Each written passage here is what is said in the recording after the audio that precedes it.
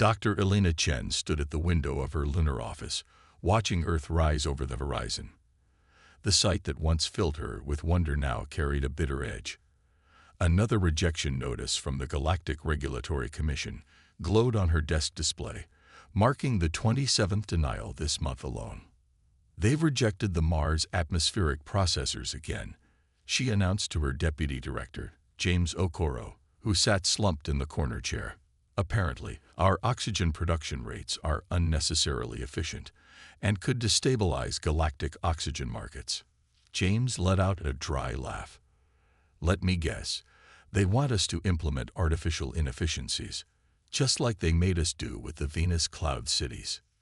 "Worse," Elena said, turning from the window. "They're demanding we dismantle the existing processors and replace them with their approved models. Models that would take 3 times as long to make Mars habitable." The office fell silent except for the soft hum of life support systems. Elena ran her fingers through her graying hair, remembering simpler times before humanity joined the galactic community. They'd been so excited at first, the prospect of learning from advanced civilizations, sharing knowledge, working together toward a brighter future. Nobody had expected the suffocating bureaucracy of the GRC, an organization that seemed to exist solely to contain humanity's destabilizing influence on galactic society. Every innovation was met with new regulations. Every breakthrough was countered with restrictions. "Have you seen their latest directive?" James pulled up another document on the main screen. "They're classifying terraforming aesthetics as a potential cultural hazard.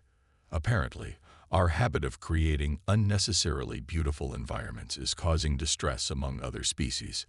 Elena felt something snap inside her. She'd spent decades perfecting the art and science of terraforming, finding ways to make new worlds not just habitable but beautiful.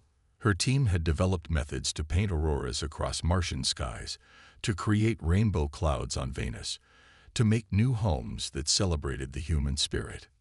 "Pull up the conference system," she said suddenly. "Contact every terraforming director in the solar system. It's time we stopped playing by their rules." As James worked, Elena walked to her desk and picked up a small hologram, her daughter's first steps on Mars, taken under a sky her team had helped create. The GRC had later forced them to modify that sky to be more regulatorily compliant. "What are you planning?" James asked, looking up from his console. "Something they'll never see coming," Elena replied, her mind already racing with possibilities. "If they want to restrict our art, our expression, our very humanity, then we'll give them a masterpiece they can't ignore." The next 12 hours saw Elena's office transform into a war room. Terraforming directors from Mars, Venus, Europa, and beyond joined the conference, their holograms filling the space with a ghostly blue light. Each brought stories of GRC interference, of projects delayed or destroyed, of human dreams crushed under the weight of alien regulations. "They're not just controlling our expansion anymore," Elena addressed the group. "They're trying to control who we are, how we think, how we create. And I say it's time we showed them exactly what human creativity can do." She pulled up a simulation of the solar system. "We have the technology to reshape worlds, to build artificial suns, to create beauty from void. They think that makes us dangerous. Maybe it's time we proved them right." As she outlined her plan, Elena saw the spark of defiance ignite in her colleague's eyes. It was ambitious, probably impossible, definitely illegal under at least 37 GRC regulations.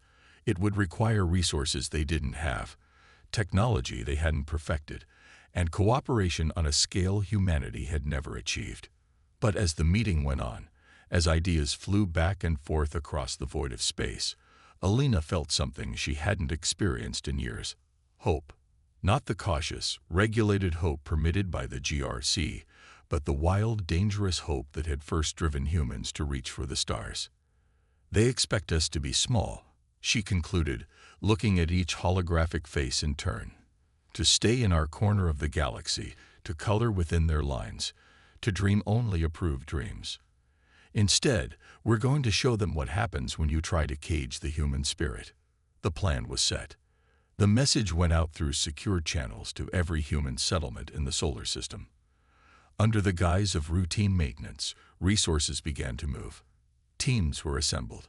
A new project began, one that would either secure humanity's place among the stars or condemn them to eternal regulation. The abandoned mining facility on Mercury's dark side wasn't listed on any official maps. Its existence, like the meeting taking place inside it, violated at least a dozen GRC regulations. Dr. Elena Chen didn't care anymore about regulations. She cared about the holographic projection floating above the conference table, showing humanity's most ambitious project yet, an artificial sun. She explained to the assembled group of Earth's finest minds. Not just any sun, a programmable one that can dance. The room erupted in whispers. Dr. Yuki Tanaka, the leading solar physicist from Japan's space program, leaned forward. You want to build a star that can dance? That's impossible. Elena smiled. Like faster-than-light travel was impossible. Like terraforming Venus was impossible. The energy requirements alone would be astronomical, said Dr. Sarah Mackenzie, head of fusion research at the European Space Agency. Her hands moved through the hologram, calculations appearing and disappearing. We'd need every fusion reactor in the system, and then some. Which is why we're not using fusion. Elena nodded to James, who pulled up another set of schematics. We're going to use something they've forbidden us from even researching: quantum vacuum manipulation. The room fell silent. Even mentioning that field of study could bring GRC investigators knocking.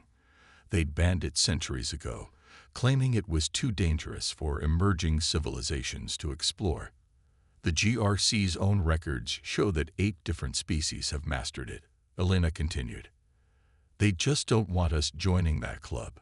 But thanks to some unofficial research, we've made breakthroughs they never expected. Dr. Ahmed Rahman, the quantum physicist whose theoretical papers had actually been coded research reports, stood up. We'd found a way to create stable vacuum bubbles that can sustain controlled energy reactions. Essentially, we can build a star that runs on the energy of space itself. And we can control it, Elena added. Shape it. Make it move. Make it speak. The implications slowly dawned on the assembled scientists. This wouldn't just be a protest. It would be a demonstration of everything the GRC feared about humanity. Their creativity, their resourcefulness, their ability to take forbidden knowledge and turn it into art. We'll need resources, said General Maria Santos, representing Earth's unified defense forces. And more importantly, we'll need cover stories. The GRC watches our resource movements. Already handled. James activated another display, showing a complex web of shipments and projects. We've been setting up shell operations for months. As far as the GRC knows, we're conducting routine maintenance on solar observation platforms. The real work will happen here. Elena pointed to a location in the hologram, deep in the asteroid belt. We've hollowed out Ceres. The entire dwarf planet is our construction yard now. The next few hours were a blur of technical discussions, resource allocations, and security protocols. Each person in the room represented a crucial piece of the puzzle: energy specialists, quantum physicists, engineers, military leaders. They'd been chosen not just for their expertise, but for their willingness to risk everything for human freedom. The GRC's fundamental mistake, Elena told them as the meeting drew to a close, was thinking they could regulate human creativity. They've studied our history, our technology, our biology, but they've never understood our art. They see our need to create beauty as a flaw, a destabilizing force that needs to be contained. She gestured to the hologram of their planned star. We're going to show them that human creativity isn't a flaw. It's our greatest strength. And we're going to do it by building something so beautiful, so undeniably human, that they'll never be able to ignore us again. The project moved quickly after that. Resources flowed through carefully constructed shell companies. Scientists and engineers disappeared from their official posts, replaced by AI duplicates that attended GRC meetings and filed appropriately mediocre reports. Deep inside Ceres, the construction began. The first quantum vacuum chambers took shape, each one a marvel of engineering that shouldn't have been possible according to GRC regulations. Teams worked in shifts, racing against both time and discovery. There were close calls. A GRC inspection ship once came within 1,000 kilometers of their main construction site, but careful planning and a convenient solar storm kept their secret safe. Every close call only strengthened their resolve. Elena spent countless hours in the quantum control room, working with Dr. Raman to perfect the stellar dance they planned to create. They weren't just building a star, they were composing a symphony of light and energy, a performance that would be visible across the galaxy. The abandoned mining facility on Mercury's dark side wasn't listed on any official maps. Its existence, like the meeting taking place inside it, violated at least a dozen GRC regulations. Dr. Elena Chen didn't care any more about regulations. She cared about the holographic projection floating above the conference table, showing humanity's most ambitious project yet. An artificial sun, she explained to the assembled group of Earth's finest minds. Not just any sun, a programmable one, one that can dance. The room erupted in whispers. Dr. Yuki Tanaka, the leading solar physicist from Japan's space program, leaned forward. You want to build a star that can dance? That's impossible. Elena smiled. Like faster-than-light travel was impossible. Like terraforming Venus was impossible. The energy requirements alone would be astronomical, said Dr. Sarah Mackenzie, head of fusion research at the European Space Agency. Her hands moved through the hologram, calculations appearing and disappearing. We'd need every fusion reactor in the system, and then some. Which is why we're not using fusion. Elena nodded to James, who pulled up another set of schematics. We're going to use something they've forbidden us from even researching: quantum vacuum manipulation. The room fell silent. Even mentioning that field of study could bring GRC investigators knocking. They'd banned it centuries ago, claiming it was too dangerous for emerging civilizations to explore. The GRC's own records show that 8 different species have mastered it, Elena continued. They just don't want us joining that club. But thanks to some unofficial research, we've made breakthroughs they never expected. Dr. Ahmed Roman, the quantum physicist whose theoretical papers had actually been coded research reports, stood up.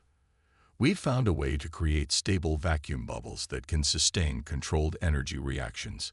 Essentially, we can build a star that runs on the energy of space itself. And we can control it, Elena added. Shape it. Make it move. Make it speak. The implication slowly dawned on the assembled scientists. This wouldn't just be a protest. It would be a demonstration of everything the GRC feared about humanity. Their creativity, their resourcefulness, their ability to take forbidden knowledge and turn it into art. We'll need resources, said General Maria Santos, representing Earth's unified defense forces. And more importantly, we'll need cover stories.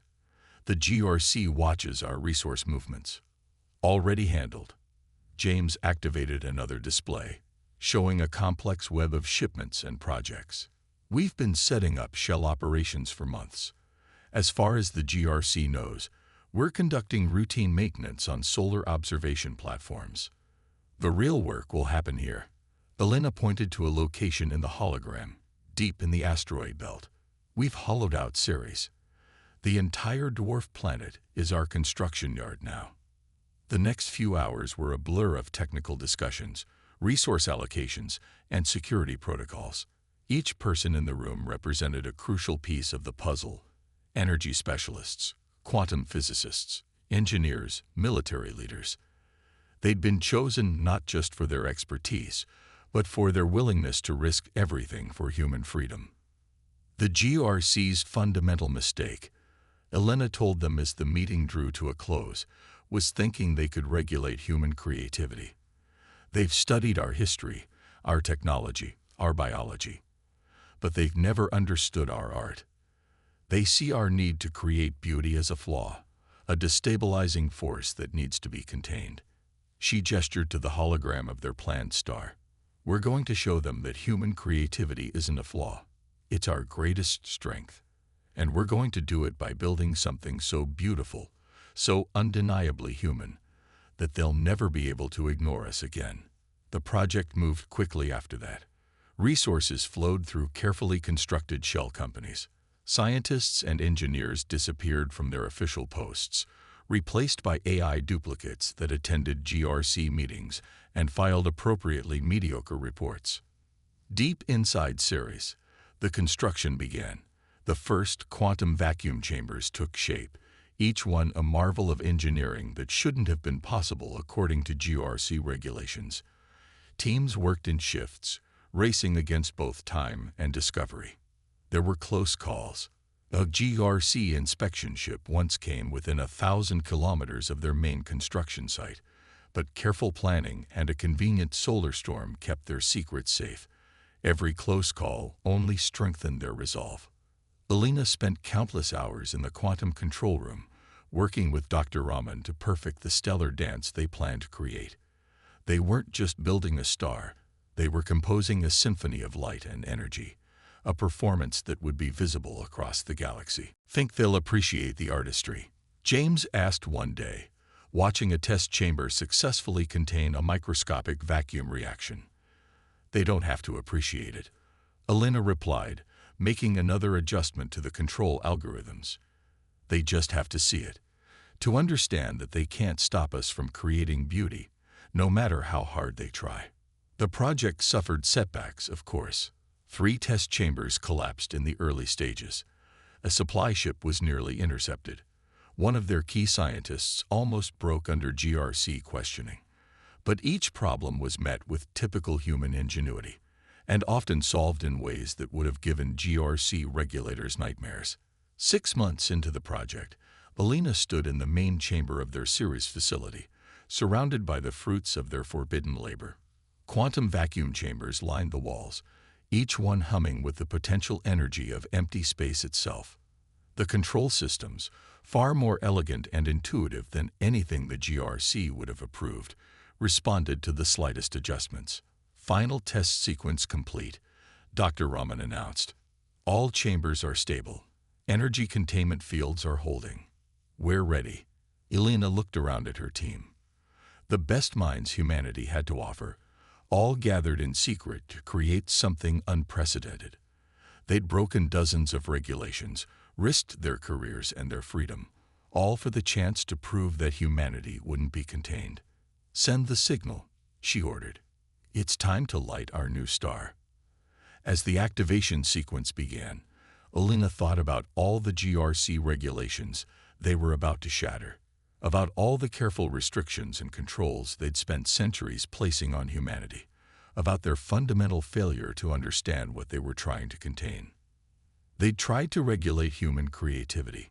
Instead, they'd given it a focus, a purpose, a reason to reach higher than ever before. The chambers began to pulse with energy.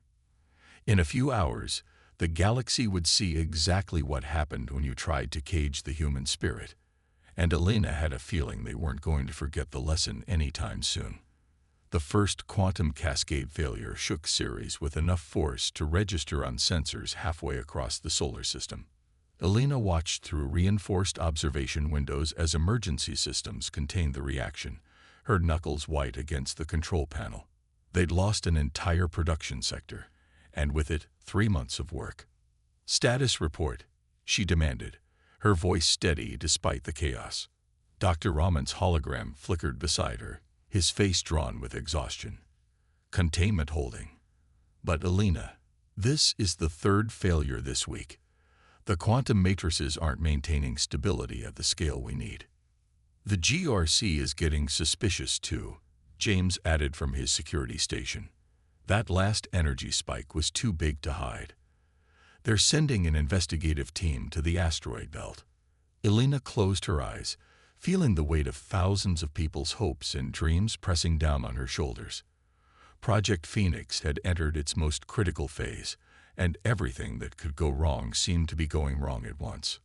Dr. Chen. A new voice cut through her thoughts. Dr. Isabella Santos, their lead quantum engineer, stepped forward from her workstation. I think I know what we're doing wrong. We're trying to think like them. Elena turned. Explain. Isabella pulled up a holographic model of their quantum containment system. Look at our design. Clean, efficient, logical. Everything the GRC would approve of, if it wasn't completely illegal. She smiled. But that's not how humans build things, is it? Understanding dawned on Elena's face. We're artists, not bureaucrats. Exactly. Isabella's hands danced through the hologram, reshaping the containment field designs. We're trying to build a star that dances, but we're designing it like an accounting program. We need to be messier, more intuitive, more human, Elena finished. She turned to the assembled team. Tear up the original designs. All of them. We're starting fresh, and this time, we're doing it our way. The next week saw Project Phoenix transform. Gone were the rigid mathematical perfection of their original plans, replaced by designs that would have made any GRC inspector faint. They built redundancies into redundancies, not in neat patterns, but in organic, almost chaotic arrangements that somehow worked better than they should. The quantum containment fields took on shapes inspired by Earth's natural phenomena. Hurricanes, forest canopies, coral reefs. Dr. Raman's energy distribution systems began to flow like river networks rather than power grids. Even the control interfaces were redesigned, becoming more intuitive, more responsive to human creativity rather than pure logic. It's alive, Dr. Tanaka whispered during the first successful test of their new design. The quantum reaction pulsed and swirled in its chamber like a living thing, responding to the controller's inputs with almost artistic flair. But their progress hadn't gone unnoticed. The GRC's investigation team was getting closer, methodically checking every registered facility in the asteroid belt. It was only a matter of time before they found Ceres. We need a distraction, General Santos declared during an emergency meeting. Something big enough to draw their attention away from the belt.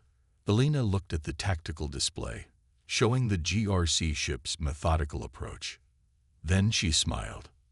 No, we need something so small they won't even notice it. The plan was quintessentially human, using the GRC's own regulations against them. They leaked information about minor violations throughout the solar system, 1,000 tiny infractions that the GRC's bureaucratic nature wouldn't be able to ignore. As predicted, the investigation team split up, each inspector drawn away by the prospect of catching humans breaking just the right number of minor regulations to justify their intervention. None of them noticed that the violations formed a pattern, drawing them away from Ceres in an elaborate dance of their own. With the immediate threat averted, work continued at a fevered pace. The new, more organic designs proved far more stable than their original attempts. The quantum reactions grew stronger, more controlled, more beautiful. It's not just a star anymore, Elena told her team as they watched the latest test. The quantum reaction filled its chamber with swirling patterns of light and energy, responding to the controller's movements like a conductor's baton. It's a symphony. But their greatest challenge came from an unexpected quarter. As they prepared for final assembly, Dr. Mackenzie discovered a fundamental flaw in their energy distribution systems. At full scale, the reactions would be too powerful to contain, even with their new designs. We can't build it any stronger, she reported grimly. The materials simply don't exist. The news hit the team hard. After coming so far, after breaking so many rules and achieving so many impossible things, to be stopped by simple physics seemed cruel. Elena spent 3 days locked in her office, reviewing every aspect of the project. When she emerged, her eyes were bright with the kind of dangerous inspiration that had started Project Phoenix in the first place.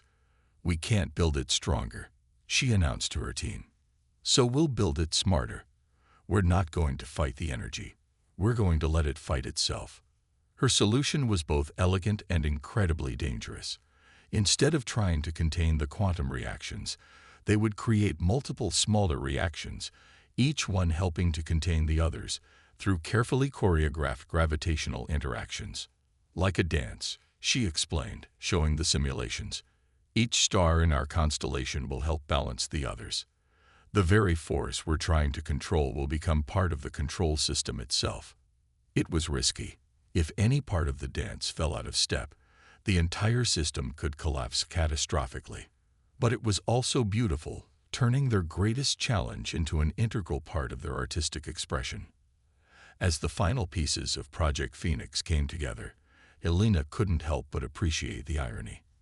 The GRC had tried to restrict human creativity, to force it into neat, manageable boxes. Instead, they had pushed humanity to create something that transcended their wildest dreams.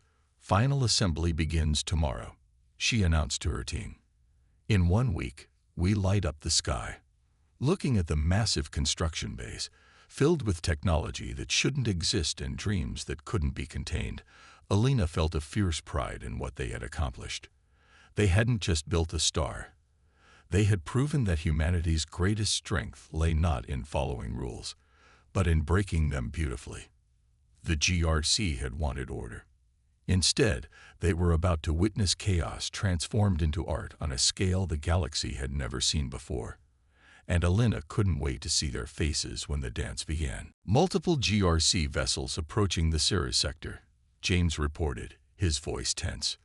They're not even trying to be subtle anymore. Elena nodded, watching the tactical display as dozens of ships converged on their position. The GRC had finally pieced together enough clues to locate Project Phoenix, but they were too late. Begin final activation sequence, she ordered. Around her, the control center hummed with activity. Hundreds of technicians and scientists worked at their stations, each one controlling a crucial part of humanity's greatest achievement and most beautiful act of defiance. They're broadcasting, James announced. Standard regulatory warnings. Apparently, we're in violation of. He paused, scrolling through the list, pretty much everything. Send them our response, Elena said, allowing herself a small smile.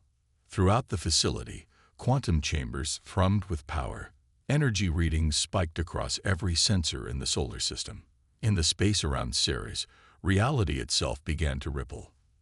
The GRC ships came to a halt, their sensors undoubtedly overwhelmed by what they were detecting. A message flashed across their communication channels, not in the formal, regulatory language they expected, but in the universal language of music. The first quantum star bloomed in space like a flower of pure light.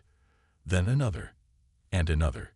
7 points of impossible brilliance, each one burning with energy drawn from the quantum vacuum itself. But what happened next made even Elena's breath catch. The stars began to dance.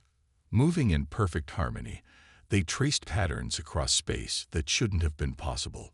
They spiraled around each other in complex orbits, their gravitational fields interweaving in a ballet that defied every known law of physics, or at least every law the GRC had allowed humanity to know.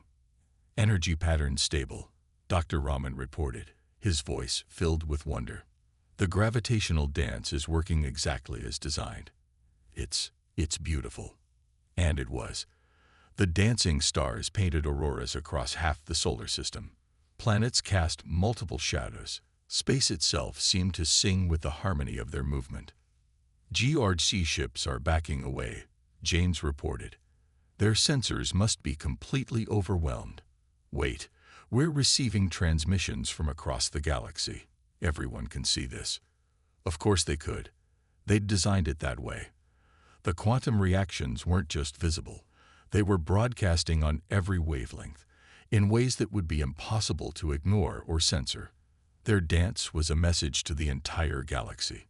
They're trying to establish emergency communications, James continued.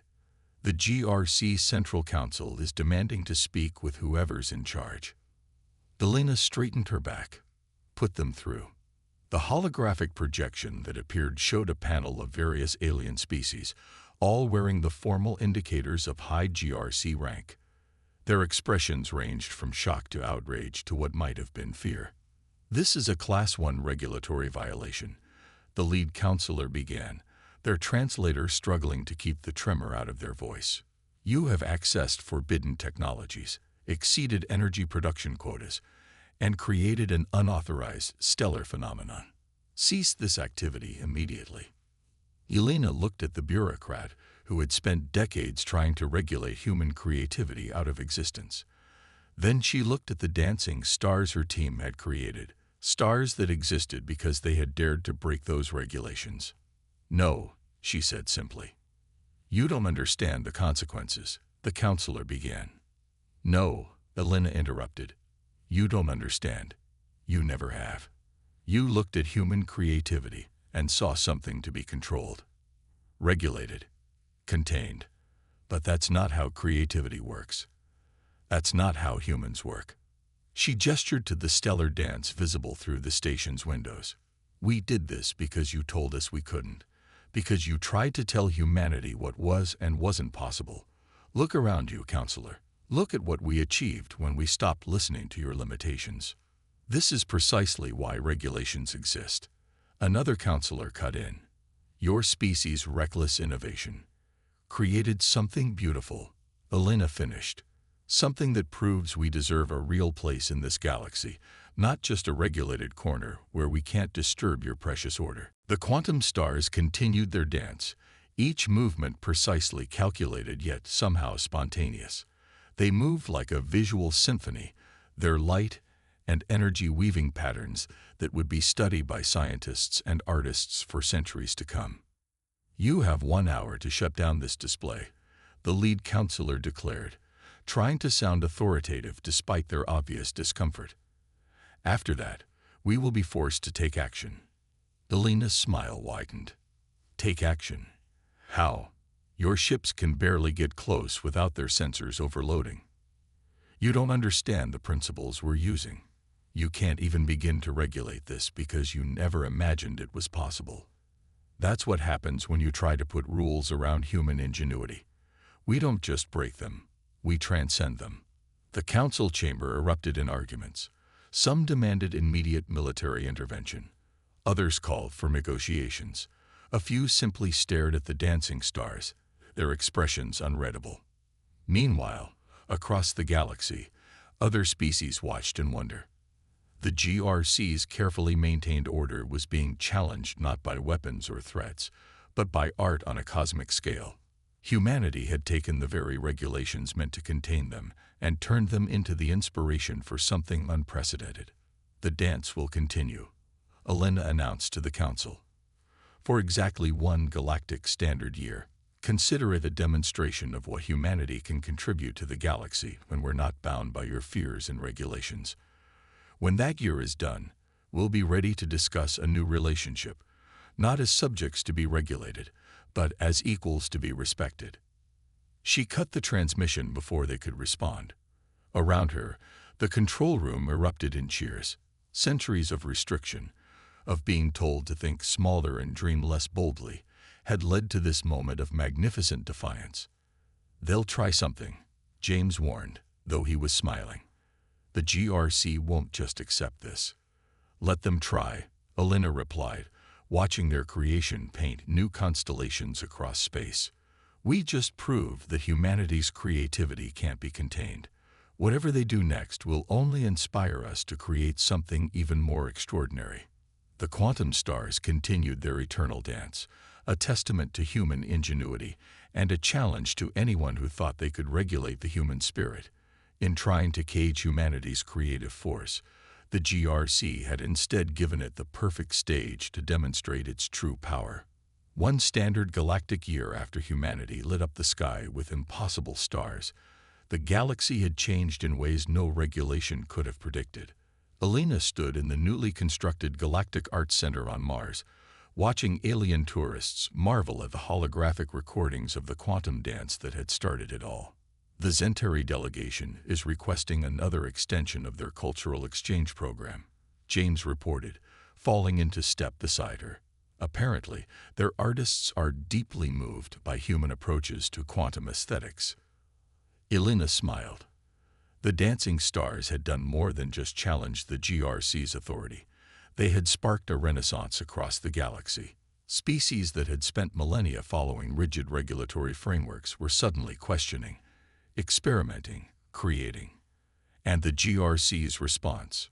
She asked, though she already knew. The past year had seen the regulatory body undergo dramatic changes. "They're actually approving it," James said with a grin, along with 6 other cross-species artistic initiatives. The new council seems to have developed a surprising appreciation for destabilizing cultural influences that had been perhaps the most unexpected outcome of Project Phoenix. Rather than attempting to punish humanity, the GRC had been forced to evolve. The old guard of bureaucrats had been replaced by a new generation of administrators who understood that progress couldn't be contained by regulations. Dr. Chen, a young Meridian, their crystalline form shimmering with excitement, approached from a tour group. "Is it true that you're planning to teach quantum harmonics at the new Interstellar Arts Academy?" Starting next season, Elena confirmed. The academy had been another unexpected development, a place where species from across the galaxy could learn to blend art and science in ways the old GRC would have found horrifying. The Meridian's crystal facets pulsed with joy. "Your quantum stars inspired my entire cluster to pursue artistic expression. We never realized science could be beautiful." As the young alien hurried back to their group, Elena felt a familiar surge of pride. Humanity's grand protest hadn't just changed regulations, it had changed minds. "Speaking of beautiful science," James said as they walked through the center's main hall, "Dr. Raman's team is ready to demonstrate their latest project." The demonstration area was packed with representatives from dozens of species. Dr. Raman stood in the center, surrounded by a smaller version of the quantum containment fields they'd developed for Project Phoenix. "Ladies, gentlemen, and beings of all designations," he began. "A year ago, we showed the galaxy that science and art are not opposing forces to be regulated separately, but aspects of the same human drive to create and explore." The containment fields hummed to life. Within them, miniature stars began to form. But these were different from the original dance. These quantum reactions took shapes: trees made of light, flowers bloomed of pure energy, constellations that told stories in their movement. By combining unrestricted human creativity with advanced quantum manipulation, Raman continued, "We've developed a new form of artistic expression, one that can be taught, shared, and evolved across all species." Elena watched the faces of the assembled aliens as they witnessed this new art form. There was none of the fear or suspicion that had once greeted human innovations. Instead, she saw wonder, inspiration, and understanding. Later, in her office overlooking the Martian sunset, now enhanced by the distant shimmer of quantum auroras, Elena reviewed reports from across human space. The changes went far beyond art and culture. With the GRC's more flexible approach, human innovations in terraforming, energy production, and space travel were being shared and improved upon by other species. The Arcturians are requesting permission to establish a permanent art installation in the Kuiper Belt, James said, bringing in the evening briefing. Something about exploring the relationship between dark matter and interpretive dance. Elena laughed. A year ago, such a proposal would have triggered 100 regulatory investigations. Now it was just another example of how the galaxy had begun to embrace creativity rather than fear it. "Did you ever think," she asked, "when we were planning Project Phoenix, that it would lead to all this?" James considered the question. "We hoped to change the regulations, to prove humanity deserved respect. But this," he gestured to a hologram showing various artistic and scientific collaborations happening across space, "this is better." A notification chimed on her desk. The quantum stars, still dancing their eternal ballet in the asteroid belt, had inspired a young species on the galaxy's rim to begin their own experiments with artistic engineering. The GRC's response was not to regulate, but to offer guidance and support. We didn't just prove that human creativity couldn't be contained, Elena realized. We proved that it shouldn't be contained, that when you let it flow freely, it inspires others to create, to imagine, to push boundaries. The sun set over Mars, its light mixing with the quantum auroras to paint the sky in colors that no regulation could have predicted or controlled. In the Ceres facility, now transformed into a galactic center for quantum arts, new generations of artists and scientists from 100 species worked together to explore the boundaries of possibility. Humanity had set out to protest regulatory oppression. Instead, they had sparked a revolution, not of violence or defiance, but of creativity and wonder. The dancing stars had shown the galaxy that true progress came not from controlling innovation, but from setting it free. Incoming transmission from the Galactic Arts Council, James announced. They want to know if you'll chair the upcoming symposium on breaking boundaries, the future of artistic science. Elena smiled, watching the distant quantum stars trace their endless patterns across space. In trying to cage the human spirit, the GRC had instead released it to inspire an entire galaxy. Tell them yes, she said. After all, we're just getting started. In the depths of space, the quantum stars continued their dance, no longer a protest but a promise. A reminder that when creativity flows freely, it can transform not just worlds, but entire civilizations. Humanity had found its place among the stars not by following regulations, but by breaking them beautifully.